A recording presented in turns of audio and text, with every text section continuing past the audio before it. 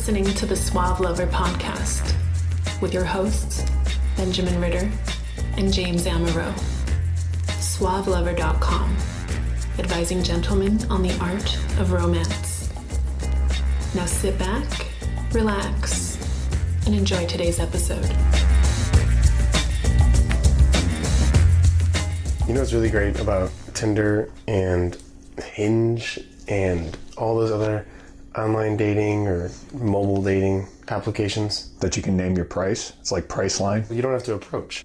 You don't really know what you're getting either. The traditional ways of meeting someone involved either getting an arranged marriage or actually approaching someone that you thought was attractive. That you're being, well, in fact, you're attractive, which means that you were in an environment where you could see them and then you were physically attracted to them from a distance, and then probably once you got close, you smell or you hear their voice or something about them as attractive. A lot of that chemistry is just diluted in the digital world. So approaching in real life, or cold approach pickup, is still very, very important. It's sort of like one of those basic man skills, kind of like being able to start a fire with twigs and jumpstart a car. And I bet there's some things that guys do that haven't been through a coaching program like Suave Lover during a cold approach, when they approach a stranger, that just leads them to failure.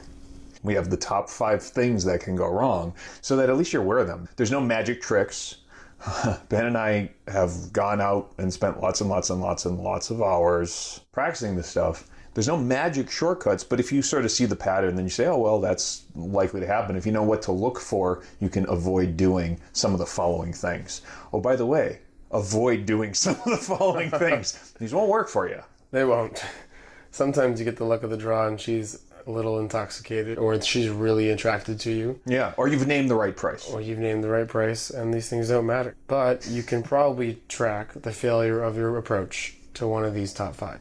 The first one, of course, would be that you just don't approach. How long does it take to start getting creeped out because you're noticing someone or being noticed? I mean, it doesn't take very much time between making the initial eye contact, let's say a stranger across the room or across the bar or whatever. You make that first sort of, I noticed you, oh, and then I noticed that you noticed me noticing you. Then I smiled. And you smiled. That's go time. And then we walked away from each other. And then 3 hours later, I try to catch you leaving the bar. I want to sneak up on you when you go to the bathroom. I mean, all of a sudden, this starts to turn into creeper stalky territory. So the pickup guys have a great principle, the 3-second rule. It means within 3 seconds of noticing someone, you go in and approach. I think the good rule of thumb is 3 seconds more or less, but pretty close to now. You find that you like somebody. You find that you've noticed somebody. What stops you from going in and talking to her? What exactly is preventing you? Now, once you know that, here's what's preventing you. Her friends are around. Here's what's preventing you. I'm insecure. I'm not sure what to say. Here's what's preventing you. Oh, this is awkward. All that can't prevent you. Well, okay, what might prevent you is you literally have food in your mouth while you're chewing. You might want to swallow, take a drink of your frosty beverage, and then go. But beyond that, what if you're in the street and you're walking by somebody? You will lose your opportunity completely. Yeah.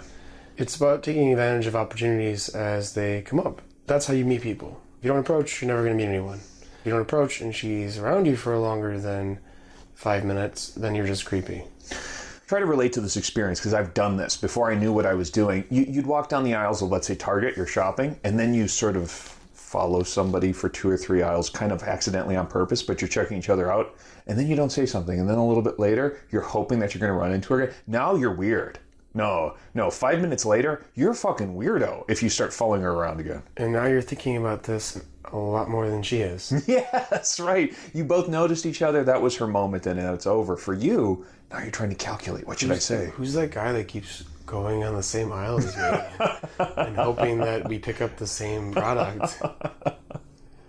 I don't know what you say. You go and you say, I need your opinion about this brand of tampons that you're helping me shop for. You say something. You're in the aisle. You got to say something. When you don't know what to say, just say hi. It's that simple. You're so concerned about what you're going to say, go up to her and say hi. Yep. When you do go to say hi, unless you're in a raging nightclub with the neon lights, fog machines, and the music is so loud, the only thing you can do is jump up and down and scream at her to get her attention. Yeah. Make sure you're matching the energy of your environment. Okay, that's really, really not intuitive. When you start doing this stuff, let's say you're a cool guy. Now you go into the bar for the first couple of times, you're not a bar regular.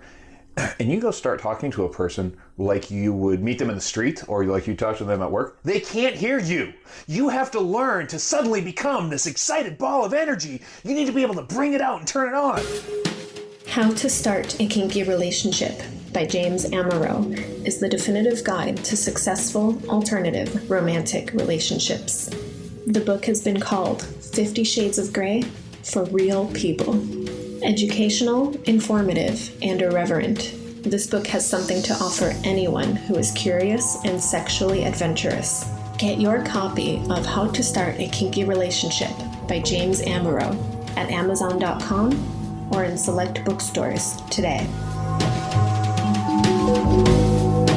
And at the same time, if you are that psychopathic coked up shit show at a Starbucks, right, this is not very intuitive because what you're thinking usually is, I am this kind of person. You know, I'm a mellow dude. Or, hey, you know, I'm just really a barrel of fun. Whatever your thing is, not being able to adjust to the speed of your environment is an excellent indication that you're just not socially aware, that you really don't get your situation. Or her situation. Yeah. And it's about calibrating to her situation.